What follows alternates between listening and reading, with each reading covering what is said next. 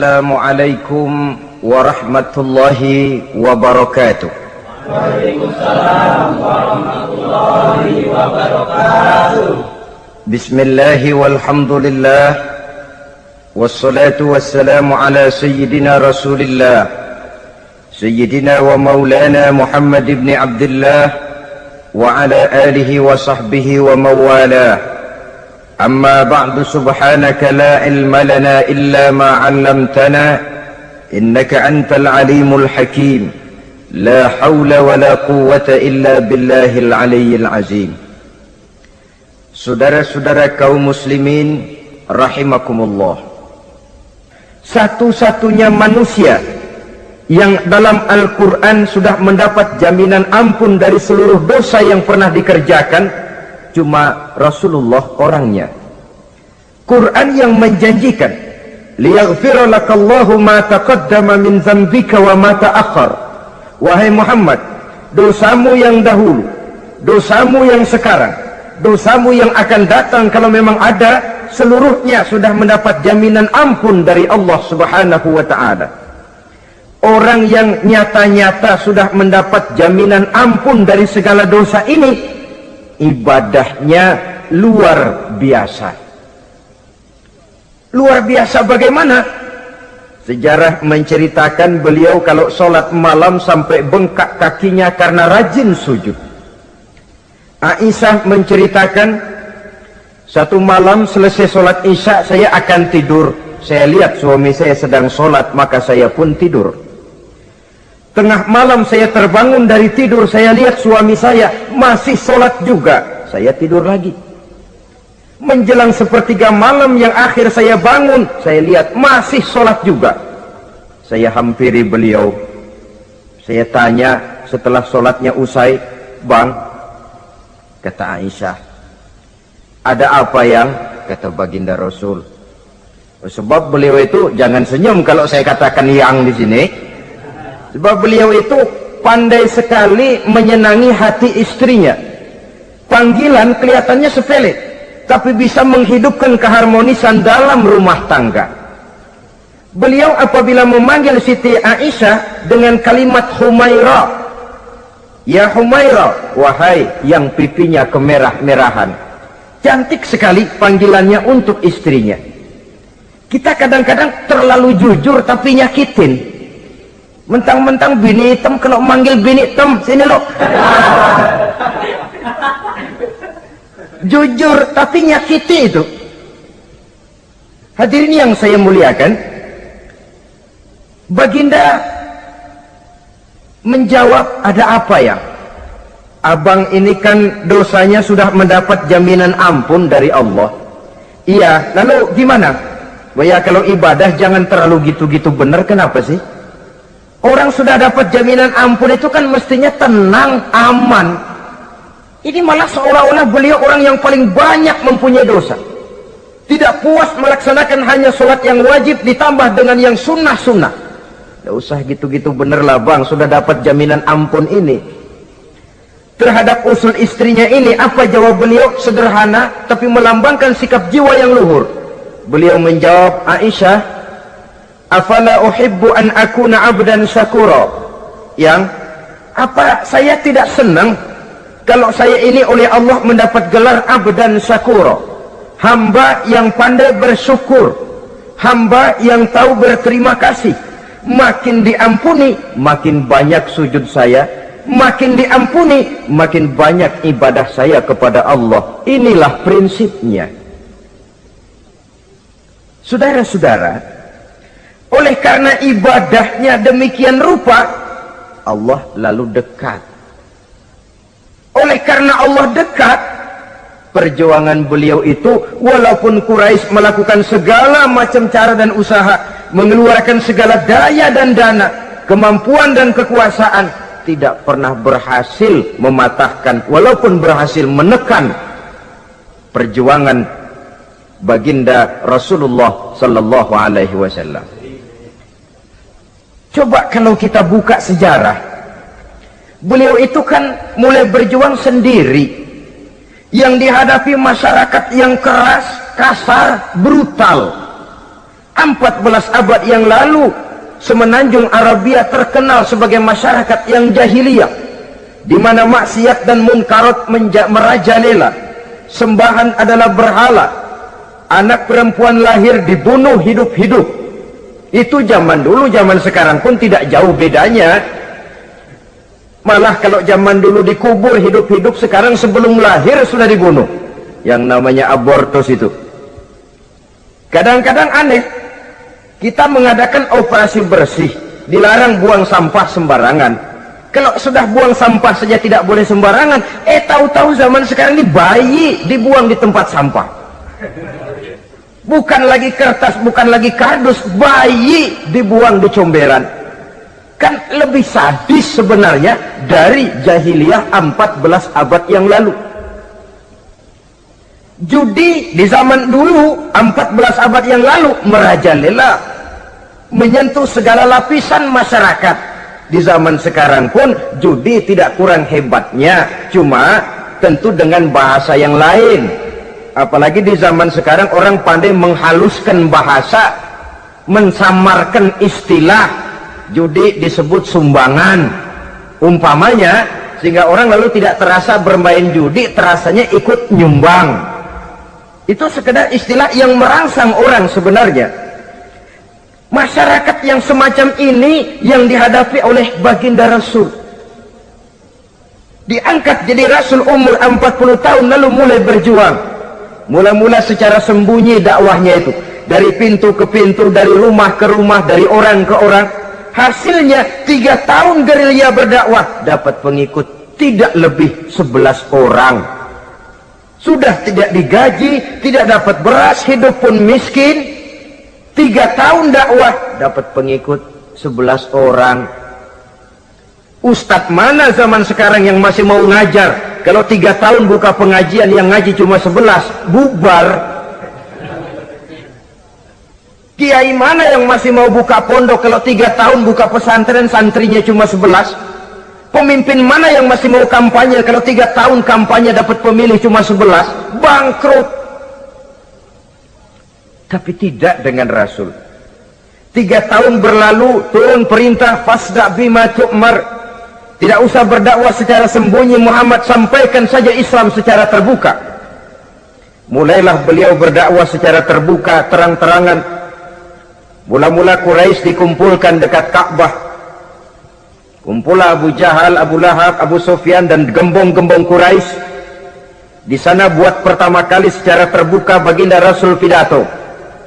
Tuan-tuan Quraisy, apakah tuan-tuan percaya kepada saya? Percaya. Kenapa? Karena Anda Muhammad sejak kecil belum pernah bohong. Baik. Jikalau memang tuan-tuan percaya kepada saya, maka mulai hari ini saya serukan kepada tuan-tuan, ankizu anfusakum minan nar. Jaga, pelihara, lindungi dan selamatkan diri tuan dari neraka.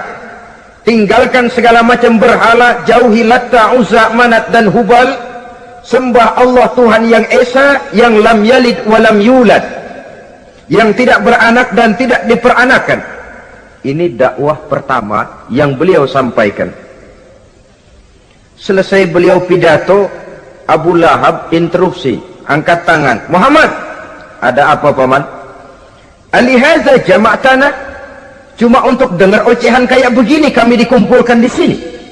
Tabban laka ya Muhammad. Kalau bahasa kasarnya, mau mampus kamu Muhammad. Nabi tidak jawab, Allah yang jawab. Tabbat yada abi lahabi wa tab, ma aghna anhu maluhu wa ma kasab. Bukan Muhammad yang celaka, Abu Lahab lah yang kelak akan menemui kecelakaan. Dakwah terus berlangsung. Ketika dakwah secara terbuka sudah dimulai, hambatan dan tantangan mulai datang. Sejak dari teror mental sampai kepada teror fisik. Dan puncaknya terjadi pada saat beliau berumur 53 tahun, di mana Quraisy mengadakan rapat di satu rumah yang disebut Darul Arqam. Kumpulah di situ dedengkot Quraisy. Siapa lagi kalau bukan Abu Jahal, Abu Lahab? Mereka rapat. rapat pleno lengkap. Setelah rapat dibuka, kata Abu Lahab kepada Abu Jahal, "Jahal, bagaimana ini Muhammad?" "Iya, bagaimana? Apalagi yang belum kita lakukan," kata Abu Jahal. "Kita fitnah sudah, kita caci maki tiap hari, kita lontari kotoran onta, sahabat-sahabatnya kita bantai, tapi mereka tetap tegar." "Iya," kata Abu Jahal, "dan sekarang ini sahabatnya sebagian berangsur-angsur sudah hijrah ke Madinah. Ini pertanda Islam akan berkembang di kota Madinah. Kalau nanti dia berhasil di Madinah lalu menyerbu ke Mekah, alamat habis kita gulung tikar." "Makanya," kata Abu Jahal, "makanya apa? Makanya dari dulu juga saya bilang, kempesin aja itu." Jadi kalau bahasa okemnya kan begitu toh. "Bunuh saja Muhammad, bunuh." "Iya, soal bunuh sih gampang," kata Abu Lahab. "Tapi Muhammad kan tidak keluar dari batu. Dia punya keluarga, sanak famili dan handai tolan. Kalau keluarganya menuntut balas, bagaimana ini?" "Gampang. Kita kan banyak punya suku. Tiap-tiap suku kan punya juara, tukang-tukang pukul. Sewa saja, tiap suku ambil tukang pukulnya, kita kepung rumah Muhammad, bunuh sama-sama. Kalau keluarganya akan menuntut balas, dia akan berhadapan dengan seluruh suku yang ada di semenanjung Arabia ini. Bagaimana, setuju?" "Setuju." "Nah, sudah. Kapan kita bunuh Muhammad?" "Kapan lagi? Tidak usah buang waktu. Besok malam." "Ya, besok malam kita bunuh Muhammad. Tapi awas, semua yang ikut rapat di sini, ingat baik-baik, ini rahasia negara. Besok malam kita akan membunuh Muhammad. Siapa yang berani membocorkan rahasia negara ini, supersip, dianggap menghambat program Quraisy. Itu nanti dijatuhi hukuman berat ya. Jaga rahasia baik-baik bahwa besok malam kita akan membunuh Muhammad. Sanggup?" "Sanggup." Rapat selesai. Hadirin boleh bubar ke rumah masing-masing. Pulang. Namanya manusia, bocor juga rahasia ini. Begitu pulang, cerita sama istrinya, "Bu, anu loh Bu." "Apa Pak?" "Saya tadi ikut rapat." "Rapat apa tuh Pak?" "Besok malam akan ada pembunuhan." "Pembunuhan?" "Pembunuhan." "Siapa toh yang mau dibunuh?" "Muhammad." "Tapi jangan bilang-bilang ya, ini rahasia negara." "Ini rahasia negara Bu, jangan bilang-bilang." "Iya Pak, iya." Nah, besok pagi istrinya ngobrol sama tetangganya, "Mbak Ayu, tahu nggak?" "Apa toh?" "Nanti malam akan ada pembunuhan." "Siapa yang mau dibunuh?" "Muhammad." "Loh, sampean tahunya dari mana?" "Suami saya ikut rapat." "Tapi jangan bilang-bilang ya Bu ya, ini rahasia negara.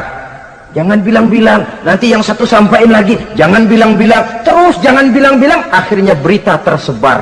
Sehingga pagi hari itu sebagian besar penduduk Mekah sudah tahu kalau nanti malam akan ada pembunuhan.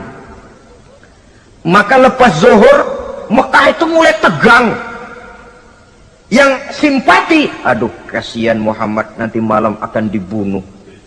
Yang tidak senang, "Mampus, biar dia rasain, ntar malam." Saudara-saudara, begitu maghrib berbunyi sudah, udara mulai gelap, penduduk Mekah sudah kunci pintu seperti ada jam malam. Sepi, sesepi-sepinya. Tutup pintu, kunci, bukan tidur, ngintip dari dalam. Lepas jam 8 malam, makin tegang. Masing-masing penduduk ngintip dari pintunya. Sudah berangkat belum orang yang mau bunuh Muhammad? Sudah berangkat belum? Kira-kira jam 9 ini, tukang-tukang pukul lewat mau ngepung rumah Muhammad untuk membunuh beliau. Begitu masuk Mekah, penduduk sudah kunci pintu, tapi mereka tahu kalau semua ngintip.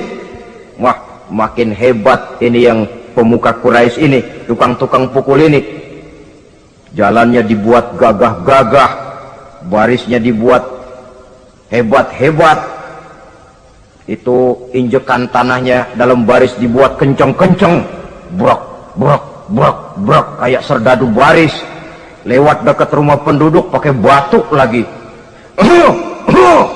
Yang dari dalam ngintip makin ciut. Wah, ini dia yang mau bunuh Muhammad ini. Sampai di rumah Nabi, dikepung rumah Nabi, di pagar betis.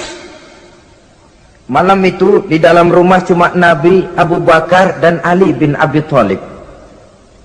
Nabi tahu rumahnya dikepung. Lewat tengah malam beliau berkata, Abu Bakar, saya ya Rasul, mari kita berangkat hijrah. Baik ya Rasul. Ali, saya ya Rasul, kamu gantikan saya ya. Gantikan apa ya Rasul? Gantikan tidur di tempat tidur saya. Baik ya Rasul. Masya Allah, sekali menggantikan mati. Tidur di tempat tidur Rasul pada malam rumahnya dikepung, resikonya kan mati. Menggantikan mati. Lah kalau menggantikan lurah lumayan. Menggantikan mati. Dan Ali tahu persis resikonya. Dan beliau waktu itu masih muda dan beliau tidak nawar. Baik ya Rasul, saya akan tidur di sini, berangkatlah Tuhan. Berangkat Rasul, ketika keluar dari pintu belakang rumah dikepung rapat, terjadilah keajaiban yang Allah ceritakan, wa ja'alna min baini aydihim sadda wa min khalfihim sadda fa aghshaynahum fahum la yubsirun. Di muka, di belakang, di kiri kanan dibuatkan dinding oleh Allah, dibutakan mereka tidak lihat kalau Muhammad keluar dari rumahnya. Siaga penuh, apel, mata melotot, Nabi lewat nggak kelihatan. Sampai Nabi kemudian menuju Gua Thur, 3 malam 2 hari di sana. Dari sana perjalanan dilanjutkan ke Madinah Al-Munawwarah. Allahu Akbar. Mengarungi gurun pasir yang gersang dan tandus, yang terbentang antara Mekah dan Madinah, meninggalkan kampung halaman tempat di mana dilahirkan dan dibesarkan. Keluarga yang berbeda akidah terpaksa berpisah. Kok kuat? Kok bisa? Kok sanggup? Di mana rahasia kekuatannya? Beliau punya sandaran vertikal, ibadahnya kepada Allah. Dengan bahasa kita sekarang, beliau punya backing. Backingnya tidak kepalang tanggung, yang serba maha. Maka saya mengajak kepada seluruh kaum muslimin, di zaman sekarang kan orang lagi main backingan, ya. Nah, siapa yang punya backing punya jalu. Saya cuma mengajak, kalau mau cari backing jangan kepalang tanggung, carilah backing yang serba maha. Maha gagah, maha tahu, maha adil, maha bijaksana, maha segala-galanya. Dan dialah Allah subhanahu wa ta'ala. Saudara punya backing kolonel, tanggung. Nanti dia pensiun habis. Yang kolonel saja tanggung, apalagi yang kopral. Kalau mau cari backing, carilah backing yang serba maha, Allah azza wa jalla. Caranya tentu dekat kepadanya. Untuk dekat kepadanya melalui jalur yang sudah diatur olehnya, melalui Rasulullah Shallallahu Alaihi Wasallam, yaitu solat, ibadah. Makin tinggi nilai ibadah, makin dekat kita dengannya. Makin dekat dengannya, makin banyak fasilitas yang akan diberikan untuk kita. Saudara pegawai negeri ingin cepat naik golongan, itu caranya 2. Pertama, jam kantor disiplin. Jam 7 masuk, jam 3 pulang. Kalau belum jam pulang, jangan pulang. Yang kedua, tambahan, di luar jam kantor sering-sering datang ke rumah kepala bagian. Apa malam minggu, apa hari minggu, apa bawa jeruk, apa pisang Ambon, kan begitu toh. Ini nanti kan kepala bagian kan nilai, karyawan saya yang satu ini jam kantornya disiplin, tambahan dia sering datang hari minggu di luar jam kantor bawa jeruk lagi. Ini mestinya belum naik, lah gua naikin dulu ke atas. Naik, saudara-saudara. Yang saya maksud apa? Itu zuhur, asar, maghrib, isya, subuh, jam kerja resmi itu, jam kantor. Lah, ada kunjungan di luar jam kantor, yang namanya tahajud, yang namanya hajat, yang namanya duha. Nanti kan Allah lihat, ini hambaku yang satu ini jam kantornya betul, zuhur, asar, maghrib, isya, subuhnya tepat. Tambahan di luar jam kantor, dia sering menghadap kepadaku. Nah, hambaku ini aku angkat kau maqamam mahmudah, ke satu tempat yang terpuji. Kalau Allah yang ngangkat, satu negara orang mau rendahkan kita, kita akan tetap tinggi. Kalau Allah mau rendahkan, satu negara mau angkat kita, kalau memang dasar mesti nyungsap ke bawah. Inilah perlunya sandaran vertikal. Inilah perlunya kita mempunyai backing hanya kepada Allah. Pada waktunya orang akan sampai ke titik jenuh.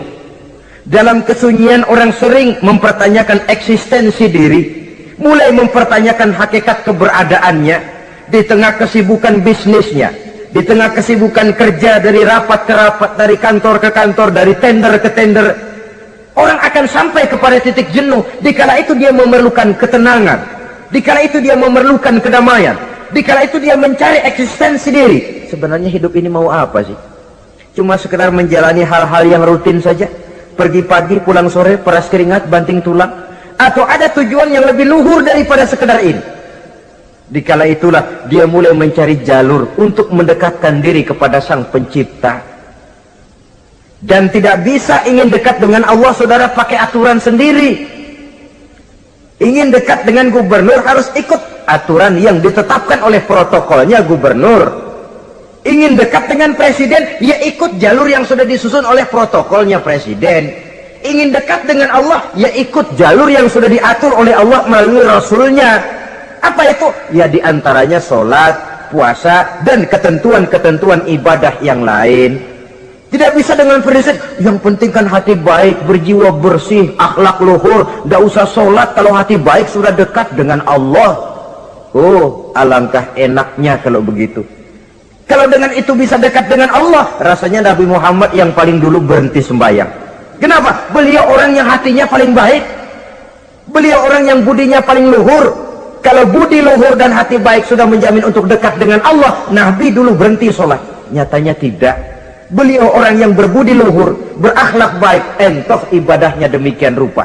Dan beliau adalah standar untuk kita jadikan contoh dalam mengamalkan ajaran-ajaran agama di kehidupan kita ini. Saudara, itu tadi sepertiga waktu beliau untuk ibadah, untuk Allah. Sepertiga yang kedua dari waktu beliau adalah untuk tugas. Dalam hal ini, sebagai seorang Rasul, menyampaikan risalah Islam berhadapan dengan umat. Yang jadi soal ialah, apa modal utama beliau di dalam melaksanakan tugas? Dan ini nanti sebagai cerminan buat kita. Modal utamanya pertama adalah keteladanan, dan yang kedua adalah akhlak. Sekarang ini kita hampir nyaris mengalami berbagai macam krisis. Yang paling santer kita dengar adalah krisis wibawa. Ada pak guru dicegat muridnya di jalanan, dipukulin karena nggak naik kelas katanya. Nampaknya guru nggak lagi berwibawa. Di satu pihak mungkin karena si guru tidak bisa digugu dan ditiru, di lain pihak juga murid tidak lagi mengenal arti rasa hormat kepada pak guru. Nah, kenapa krisis wibawa timbul? Karena tidak ada keteladanan. Adapun Rasul, wibawa beliau timbul di tengah umat karena keteladanan ini. Apapun yang beliau ajarkan kepada umat, beliau adalah pelaksana pertama. Dengan kata lain, satunya kata dan perbuatan. Ini yang sangat diperlukan di zaman kita sekarang. Bukan cuma sekedar simposium, muktamar, kongres, rapat besar dengan keputusan bertumpuk-tumpuk kertas di atas meja, tetapi tidak pernah terrealisir dalam kehidupan. Yang kita perlukan adalah satunya kata dan perbuatan, bahwa kalau itu yang diucapkan, itu yang diterapkan. Kalau itu yang diteorikan, itu yang dikerjakan. Keteladanan. Yang kedua, rahasia sukses beliau dalam melaksanakan tugas berhadapan dengan umat, akhlak. Beliau tidak menyampaikan Islam ini dengan kekerasan, tidak juga dengan bujuk rayu harta, tidak pula dengan menakut-nakuti orang. Belum pernah kita baca dalam sejarah beliau teriak-teriak, awas yang tidak masuk Islam dipecat jadi orang Arab. Tidak. Atau dengan bujuk rayu, ayo siapa masuk Islam super mie 2 bungkus? Tidak. Sebab kebenaran tidak bisa dipupuk dengan materi. Kebenaran adalah soal keyakinan, dan keyakinan adalah soal batin. Orang yang beragama karena tertarik kepada super mie, orang yang beragama karena tertarik kepada pakaian, kepada obat-obatan, nilai imannya dipupuk dengan materi. Dan usaha seperti itu sama saja dengan menegakkan benang basah. Dia percaya kepada sesuatu yang dia tidak mengerti. Dia yakin kepada sesuatu yang dia tidak tahu apa bentuk yang dia yakini itu. Alangkah malang dan kasihannya orang yang beragama seperti ini. Tidak demikian dengan Rasul. Islam ini adalah satu keyakinan. Keyakinan terhadap kebenaran hanya bisa ditegakkan dalam nurani manusia yang paling mendasar. Karena itu dia tidak bisa dipaksakan. Dan itu pula sebabnya Quran punya prinsip la ikraha fid din. Tidak ada paksaan dalam beragama. Mau Islam silahkan, tidak mau Islam silahkan. Allah tidak memaksa. Tapi ayat ini jangan disalah pakai. Tidak pernah sholat, ditanya orang, kamu kan Islam kok enggak sholat? La ikraha fid din dong. Salah pakai. Yang tidak ada paksaan dalam beragama itu untuk orang di luar Islam. Kepada tuan-tuan di luar Islam, la ikraha fid din, tidak ada paksaan masuk Islam. Tapi kalau sudah masuk ke dalam Islam, maka berlaku peraturan Islam. Contohnya begini saja, tidak ada paksaan masuk ke rumah saya. Itu toh. Mau masuk silahkan, tidak mau masuk tidak ada urusan. Tapi sekali saudara masuk ke rumah saya, saudara harus ikut tata tertib yang ada di dalam rumah saya. Kira-kira beragama itu begitu. Tidak ada paksaan masuk Islam. Tapi sekali saudara masuk Islam, maka berlaku peraturan Islam untuk kehidupan saudara. Jadi la ikraha fid din ini buat orang di luar garis. Allah tidak maksa-maksa orang mau masuk Islam, mau tidak. Silahkan saja. Tapi ketika orang mendapat hidayah masuk ke dalam Islam, peraturan Islam berlaku dalam kehidupannya. Saudara hadirin kaum muslimin rahimakumullah. Akhlak. Mari kita lihat lebih jauh bagaimana sih akhlak beliau yang mulia itu. Allahu Akbar. Kalau orang berakhlak kepada teman itu sih biasa. Tapi berakhlak kepada musuh ini yang luar biasa. Ini yang agaknya Allah saja memuji beliau. Wa innaka la'ala khuluqin azim. Engkau Muhammad benar-benar berada di atas budi pekerti yang luhur dan terpuji. Kalau saya baik kepada orang yang memang baik kepada saya, logis toh, wajar, memang harusnya. Tapi berbuat baik kepada orang yang jahat terhadap saya, ini yang tidak setiap orang bisa. Nah, sebab itu saya tidak ingin menceritakan akhlak beliau kepada sahabat, namanya juga kepada sahabat. Saya akan kutip beberapa riwayat yang menceritakan bagaimana akhlak beliau kepada orang yang nyata-nyata memusuhinya. Berbagai riwayat menceritakan bagaimana beliau ketika di Taif dilontari orang dengan batu, yang melontari beliau malah mendapat doa, Allahumma hdi qaumi fa innahum la ya'lamun. Ya Allah, berikan hidayah, berikan petunjuk kepada mereka yang melontari saya dengan batu, karena mereka tidak tahu. Kalau saja mereka tahu, mereka tidak akan melontari saya dengan batu. Ya Allah, berikan hidayah kepada mereka. Padahal ketika itu malaikat Jibril menawarkan jasa. Muhammad, kalau kamu mau orang yang melontari kau dengan batu itu hancur, saat ini juga saya angkat Jabal Uhud, saya timpakan mereka biar mati semua. Mau Muhammad? Jangan Jibril, mereka tidak tahu. Kalau saja mereka tahu, mereka tidak akan melontari saya dengan batu. Lebih baik doakan mereka supaya mendapat hidayah dari Allah. Dalam kondisi kepepet, dilontari dengan batu, malaikat Jibril datang menawarkan jasa. Beliau lebih memilih mendoakan orang yang berbuat jahat itu. Ya Allah, bukan main. Umumnya kita kan kalau lagi kepepet ada yang nolongin, girang bener. Andai kata kita yang jadi nabi disambitin orang, datang malaikat Jibril nawarin, bagaimana sikap? Habisin aja dah.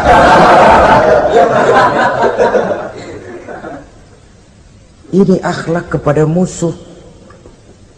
Ketika beliau selesai sholat zuhur, istirahat rebah-rebah, tidur-tiduran di bawah pohon kurma, datang orang kafir yang bernama Daksur yang sudah lama mengintip-ngintip, mencabut dan menghunus pedang. Muhammad, kalau ini saat saya tebas batang lehermu, siapa yang akan menolong engkau? Tidak ada.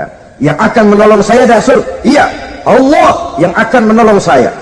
Mendengar Allah, Daksur gemetar, keringat dingin bercucuran, pedang jatuh ke bawah, diambil oleh Rasul pedangnya, dibalikan ke leher Daksur. Kalau sekarang saya yang tebas batang lehermu Daksur, siapa yang akan menolong kamu? Tidak ada ya Rasul, kecuali kalau kau mau memaafkan saya. Baik, ambillah kembali pedangmu, kau saya maafkan, dan jangan ulangi lagi perbuatan semacam ini. Lain saat beliau sedang tawaf, diikuti oleh seorang Quraisy kafir. Sambil tawaf, ini kafir Quraisy sudah bawa pisau. Dia pikir, nanti di satu sudut yang agak gelap saya tikam Muhammad dari belakang, saya bunuh dia. Jadi kafir ini pura-pura ikut tawaf. Jahatnya orang kafir itu kan begitu, tawaf ya ikut pura-pura tawaf, ada kesempatan sikat dari belakang. Putaran pertama belum ada kesempatan, putaran kedua makin tegang. Pokoknya begitu tempat agak gelap, cabut pisau, hantam saja sudah Muhammad, biar mati sekali di sini. Dan Nabi tahu, oh ini asisten pribadi malaikat Jibril, masih tahu tuh. Jadi malaikat Jibril memberitahu, awas Muhammad, itu di belakangmu orang cuma pura-pura tawaf, dia bawa pisau mau bunuh kamu, hati-hati Muhammad. Roger ganti gitu.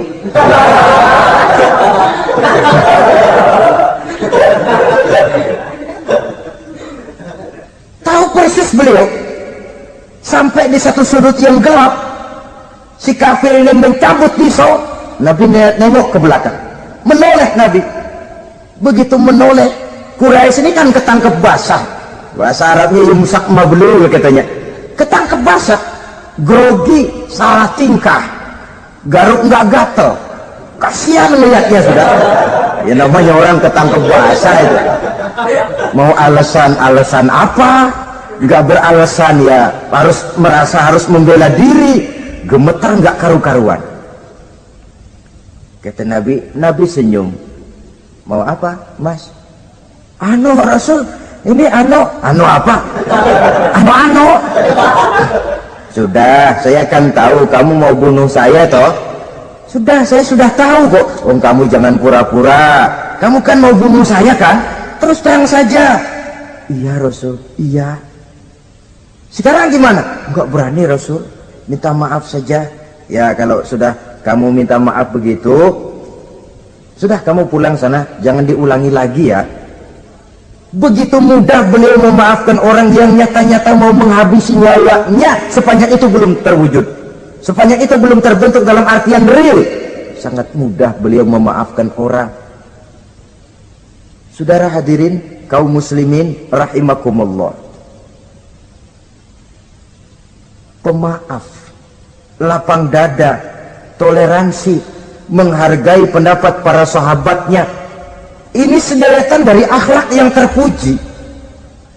Sehingga karena keluhuran akhlak inilah yang menyebabkan orang tertarik masuk ke dalam Islam.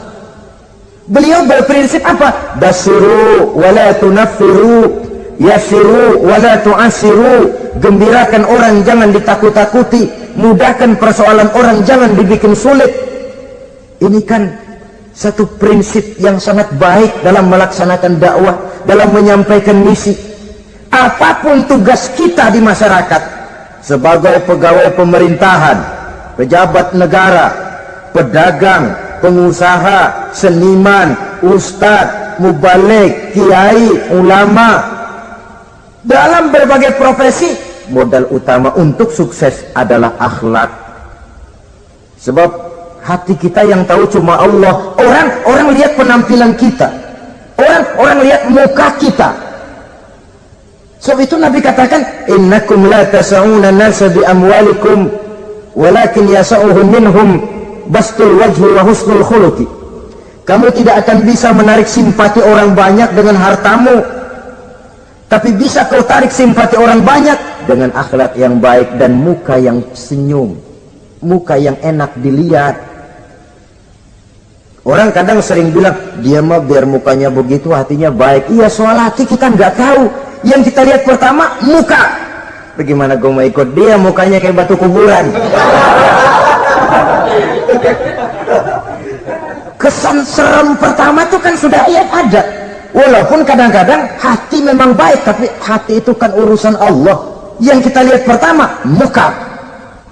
Ini barangkali nanti termasuk teori dalam psychology of salesman ya, bahwa sesuatu yang baik kalau dihidangkan dengan cara yang tidak baik, orang tidak akan tertarik. Lihat saja orang sekarang ini kan, entah makin lajunya dunia bisnis kita, masuk ke rumah-rumah kita cuma menawarkan air jahe, menawarkan sasa, menawarkan kecap bango, menawarkan barang-barang yang kelihatannya remeh. Ini kan termasuk psychology of salesman. Yang datang ya biasanya perempuan, wajahnya ya lumayan, paling kurang sedikit di atas 6 lah begitu. Lalu tutur katanya sopan, masuk ke rumah tidak sungkan, ada rasa familiar, rasa kekeluargaan, lalu datang. Taktik untuk menawarkan barang yang jadi merek dagangannya. Nah, Islam ini agama yang baik. Kalau disampaikan dengan cara yang tidak baik, sadis, memponis, orang akan lari dan jauh. Menyinggung, bukan menyentuh. Siapapun kalau tersinggung lari, tapi kalau tersentuh dia akan mendekat. Apaan lo Islam bayang begitu? Mikirnya anak, gue sembayang diomelin, mendingan kagak sembayang sekalian ketahuan.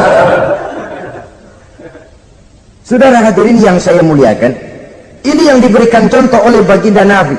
Apapun tugas kita, pedagang utamakan akhlak, petani utamakan akhlak, seniman utamakan akhlak, mubaligh utamakan akhlak, pejabat negara utamakan akhlak, pelayan dan pengabdi masyarakat utamakan akhlak. Saudara hadirin yang saya hormati, kaum muslimin yang berbahagia, jadi untuk sukses di masyarakat, untuk sukses di tempat tugas, modal utama adalah akhlak. Dan ini yang dicantikan contoh dari Nabi kita Muhammad sallallahu alaihi wasallam. Sepertiga waktunya untuk tugas, dalam menjalankan dan melaksanakan tugas sebagai seorang rasul, menyampaikan risalah Islam, berhadapan dengan umat, modal utamanya adalah akhlak. Demikian juga kita di masyarakat. Dan akhlak itu memang harus dibiasakan sejak kita kecil, sehingga dengan demikian nilai-nilai yang baik akan terus terbawa sampai di hari tua kita. Saudara-saudara, rasanya kehancuran satu bangsa dimanapun di dunia ini selalu dimulai dengan kehancuran akhlak daripada bangsa itu sendiri. Dan kehancuran akhlak itu bisa saja terjadi di tengah kemakmuran ekonomi, di tengah maju dan canggihnya teknologi. Kapan? Apabila pegangan orang kepada agama sudah lemah dan rapuh. Kita tengok di negara-negara di sebelah barat kita, kemajuan teknologi yang tidak diimbangi dengan kuatnya pegangan orang kepada agama telah melahirkan budaya-budaya yang merendahkan martabat manusia. Lahirlah kebudayaan hippies, lahirlah kebudayaan nudis, hidup serba bosan dengan ini dan itu karena segalanya sudah dimiliki. Rumah mentereng, jumlah kendaraan sejumlah keluarga, kapal pesiar di laut mewah, pesawat udara punya, setelah ini punya, ini ada, semua ada, titik jenuh sampai. Mau apa semua ini? Akhirnya ingin hidup apa adanya, tidur di gua-gua, tidur di kaki-kaki gunung, tidur di hutan belantara, pakaian kumel.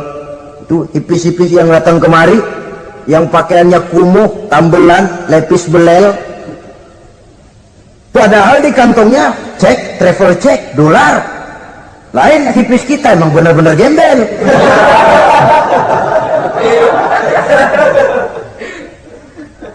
Merasa jenuh, merasa bosan. Bahkan sebuah berita dari Jerman, orang terlalu kaya, pulau dibeli. Di pulau itu dia bikin satu klub yang bernama klub nudis. Setiap anggotanya boleh masuk ke pulau itu dengan catatan tidak boleh pakai pakaian selembar pun, alias bugil, telanjang bulat. Sudah telanjang bulat itu. Dan di sana berlakulah apa yang disebut serba boleh. Jadi kalau di sana ke sana saudara bawa istri masuk anggota, ya silahkan saja. Istilah tukar pakai, simpan pinjam, bisa-bisa saja, asal suka sama suka. Asal perbuatannya dianggap tidak merugikan orang lain, suka sama suka, sudah tidak bisa dituntut oleh norma yang berlaku. Ya. Itulah sebabnya kita sering prihatin bahwa kemajuan sering membawa pergeseran nilai. Apabila kita tidak bisa menghindarkan diri dari proses pergeseran nilai, setidaknya kan kita bisa menjaga diri jangan sampai hanyut oleh nilai-nilai yang negatif. Akhlak, baik sebagai muslim, baik sebagai bangsa Indonesia yang berkepribadian luhur, itu merupakan cerminan kita. Saya prihatin, belum lama diselenggarakan kontes bibir terindah. Kontes bibir terindah itu kira-kira apa manfaatnya? Apa yang jadi ukuran? Dan bukankah bibir karunia Tuhan? Ya kalau yang bibirnya mungil bisa ikut kontes lah, kalau yang jebleh gitu.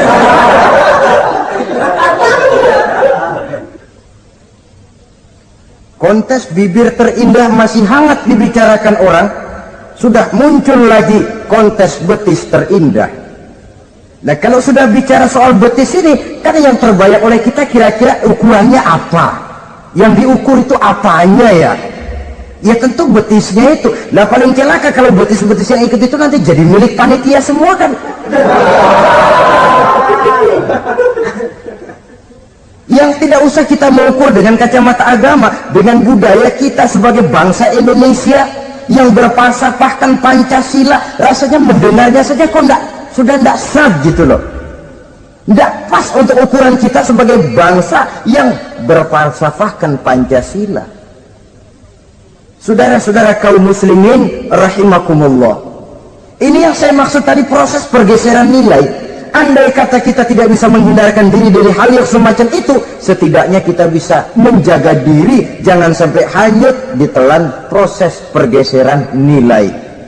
Dan memelihara nilai-nilai akhlak ini dari hari ke hari memang tidak semakin ringan, bahkan akan semakin berat, karena tantangan yang kita hadapi juga akan semakin berat. Inilah sepertiga yang kedua dari waktu beliau untuk melaksanakan tugas. Jadi modal utama dalam melaksanakan tugas akhlak. Di antara nilai akhlak itu prinsip Nabi tadi, gembirakan orang, jangan ditakut-takuti, mudahkan urusan orang, jangan dibikin sulit.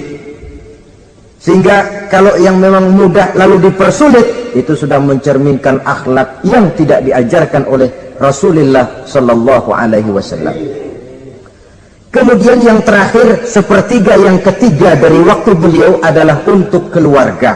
Jadi tadi ada waktu untuk Allah, ibadah, ada waktu untuk tugas, dan yang ketiga ada waktu untuk keluarga. Bagaimana Rasul di tengah keluarganya? Anas bin Malik bercerita, saya 11 tahun membantu di rumah tangga Rasul. 11 tahun itu kan artinya 11 kali 360 hari kali 24 jam. Bukan waktu yang sebentar itu. Selama 11 tahun saya membantu di rumah tangga Rasul, kata Anas, belum pernah saya dengar kata-kata kasar, keras, membentak. 11 tahun saya membantu di rumah tangga beliau, belum pernah saya lihat ada piring terbang, ada bakyak melayang. Artinya apa? Cerminan dari ketentraman, keayeman, kedamaian rumah tangga beliau. Padahal rumah tangganya kecil, istrinya lebih dari satu, tapi aman, tentram, rukun. Kita kadang-kadang istri satu seminggu 7 hari, perang 6 hari. Cuma 1 hari gencatan senjata. Sudah hadirin, saudara kaum muslimin rahimakumullah, kalau beliau tidak menyenangi satu masakan, misalnya masakan istrinya, tidak mencamai, manca, cuma kelihatan dari makannya barangkali tidak begitu banyak, tapi tidak pernah mencela apapun yang dimasak istrinya. Senang ya dimakan, tidak senang ya dimakan karena menghargai lelah jerih payahnya istri. Ini kelihatannya sepele, tapi dari sini keharmonisan rumah tangga itu bisa saja timbul. Bukankah seseorang hanya bisa sukses di tempat tugas? Jadi apapun dia, kalau berangkat dari ketentraman dan ketenangan di rumah tangga. Dan tidak ada orang bisa meraih sukses kalau dia berangkat dari rumah tangga yang berantakan. Itulah sebabnya ini sangat diperhatikan oleh baginda Rasul. Dari rumah yang kecil, dari tempat tidur yang sederhana, yang sebelah itu kain kasar, sebelah dipakai untuk tidur, sebelah dipakai untuk selimut. Jadi kasur merangkap selimut. Allahu Akbar. Tapi dari rumah tangga yang semacam itu keluar ucapan baiti jannati, rumah tanggaku laksana surga bagiku. Di mana sih rahasianya? Karena rumah tangga beliau didirikan di atas ajaran agama. Agama membuat suami istri tahu hak dan tahu kewajiban. Kalau kewajiban dilaksanakan, hak diberikan, akan timbul saling pengertian. Apabila ada pengertian, akan timbul ketenangan, dan ketenangan adalah tangga utama untuk mencapai rumah tangga bahagia. Apalah artinya? Seperti banyak istilah orang, rumah bertingkat, uang banyak berlipat-lipat, kendaraan serba mengkilat, istri pun cantik memikat, kadang-kadang jumlahnya 4. Tapi tiap hari kiamat, tidak pernah ada ketenangan dan kedamaian di rumah itu. Saudara hadirin, lebih celaka lagi sudah rumah gubuk berantem melulu. Sudah kiamat itu, sudah kiamat. Jadi dengan adanya pelaksanaan kewajiban, pemberian hak, timbul pengertian. Pengertian membawa ketenangan. Suami keluar rumah, istri tenang di rumah. Suami meninggalkan istri pun hatinya tenang dan tentram, tidak uas-uas, tidak berpikiran nanti kalau saya lembur ini istri ngompreng, tidak. Si istri pun lega melepas suami karena ada keterbukaan. Ini kan menurut angket terakhir lah ya, yang diadakan oleh beberapa majalah di ibu kota ini, di ibu kota katanya, dari sejumlah laki-laki yang disebarkan angket, ternyata jika ada 3 laki-laki, 2 nyeleweng. Jadi angka penyelewengan itu 2/3 dari jumlah laki-laki itu menyeleweng katanya. Ya mudah-mudahan yang kumpul di sini termasuk 1/3 yang nggak nyeleweng itulah.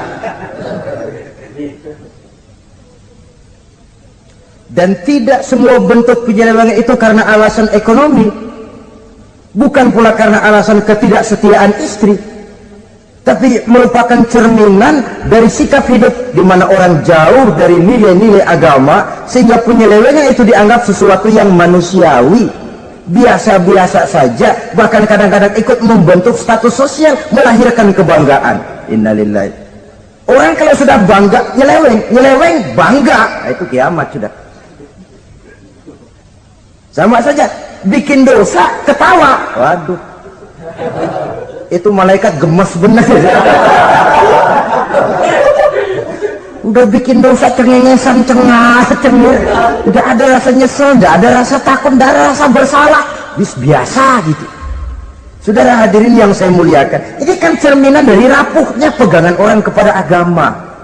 Jadi untuk membina rumah tangga yang bahagia ini, 1/3 dari waktu untuk di tengah keluarga menghidupkan nilai-nilai agama di rumah tangga kita. Oleh karenanya, pada bagian akhir dari pertemuan yang singkat ini, saudara-saudara, saya mengajak, marilah pandai-pandai membagi dan mengatur waktu. Ada waktu untuk Allah, ada waktu untuk tugas, ada waktu untuk keluarga. Syukur kalau ada keseimbangan. Tapi kalau tidak, istilah usul fikih itu tatimul aham minal muhim, mendahulukan yang terpenting dari yang penting.